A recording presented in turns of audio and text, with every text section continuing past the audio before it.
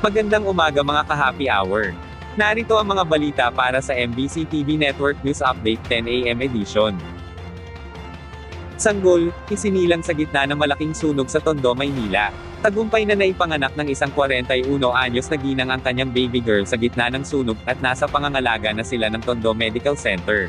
Ayon sa Philippine Red Cross, tinawag ang kanilang medical team para tulungan ang isang sugatang bata pero pagdating sa lokasyon ay dinatnan nila ang isang 41 anyos na buntis na nasa gitna ng labor. Agad nilang inendorso ang babae sa ibang crew ng PRC para maayos ligtas na mapaanak ang ina. Ang nasabing sunog sa Tondo ay umabot sa Task Force Bravo at inabot ng 12 oras bago ito tuluyang naapula.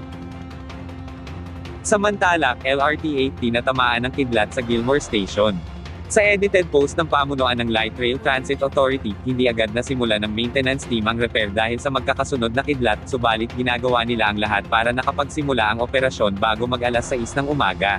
Una rito, sinabi ng LRTA na madidelay ang pagbubukas ng LRT2 dahil sa pagsasaayos ng catenary wire sa bahagi ng Gilmore Station na tinamaan ng kidlat kagabi. Inanunsyo ng pamunuan ng Light Rail Transit Authority na nagbukas na ang kanilang operasyon kaninang alas 5 ng umaga. Ito ay matapos maagang maayos ang nasirang catenary wire na tinamaan ng kidlat sa Gilmore Station kagabi, sabi nito sa isang post. Dagdag pa ng pamunuan ng LRT2, umalis ang unang tren sa Recto Station at Antipolo Station ng 5 AM. At yan ang mga balita para sa MBC TV Network News Update 10 AM edition. Abangan ang mga susunod na balitaan mamaya para sa 11 AM edition.